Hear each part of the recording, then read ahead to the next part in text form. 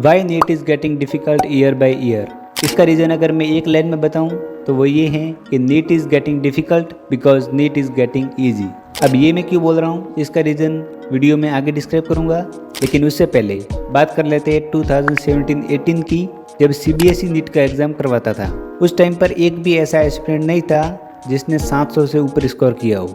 Even toppers also have a score between 680 to 695. But when NTA take responsibility to conduct NEET exam, then 2019 topper Nalin Khandelwal was the first aspirant who scored 701 marks out of 720. And NEET 2020 was the year then history created, because first time two aspirants who scored 720 out of 720. You might be thinking that NTA ने exam में ऐसे कौन से changes किए जिससे competition इतना बढ़ गया कि जो कट ऑफ 2017-18 में 520 पर हुआ करती थी वो आज इंक्रीज होकर 620 तक पहुंच गई है। तो एनटीए के उन चेंजेस को मैंने 3 पॉइंट्स में डिवाइड किए हैं। So let's start with point number 1, demand of exam. जब CBSE एग्जाम करवाता था तो कुछ इस तरह के क्वेश्चंस पूछे जाते थे,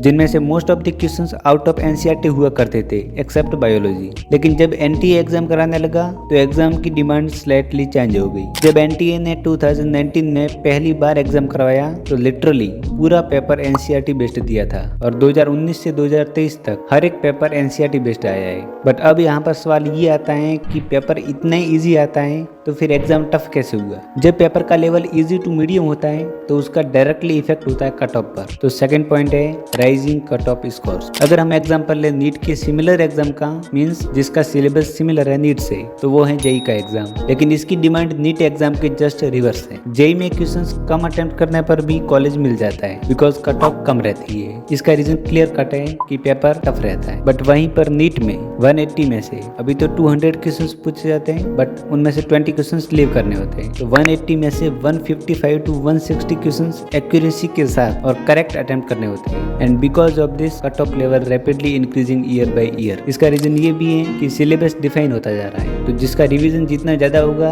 जिसकी जितनी ज्यादा क्वेश्चन प्रैक्टिस होगी, उसका स्कोर उतना ही ज्यादा होगा। अपार्ट फ्रॉम दिस NMC ने एक और स्टेप लिया है फॉर नीट 2024। इससे कंपटीशन पर तो इफेक्ट होगा ही, एज वेल एज रैंक पर भी डेफिनेटली इफेक्ट होगा। वो है point number 3, NMC changed tie breaking rule. NEET 2023 तक रैंक डिसाइड करने के लिए firstly biology, then chemistry and lastly physics के मार्क्स कंसिडर किए जाते थे। बट NMC ने इस रूल को जस्ट रिवर्स कर दिया है फॉर नीट 2024, जिससे फिजिक्स में भी स्कोर करना उतना ही इंपॉर्टेंट हो गया है जितना कि बायोलॉजी में। अब अगर मैं सभी पॉइंट्स को सम अप करूं तो वो ये है कि NEET exam is demanding balanced study as well as perfection in syllabus with a lot of question practice and questions must be relevant, जिनकी प्रैक्टिस मैं ऑलरेडी अपने चैनल पर करवा रहा हूँ, जिनमें बायोलॉजी के हर एक चैप्टर से टॉप 100 सेलेक्टेड क्वेश्चंस हैं। वीडियो दिख रहा होगा। See you in that video. Bye.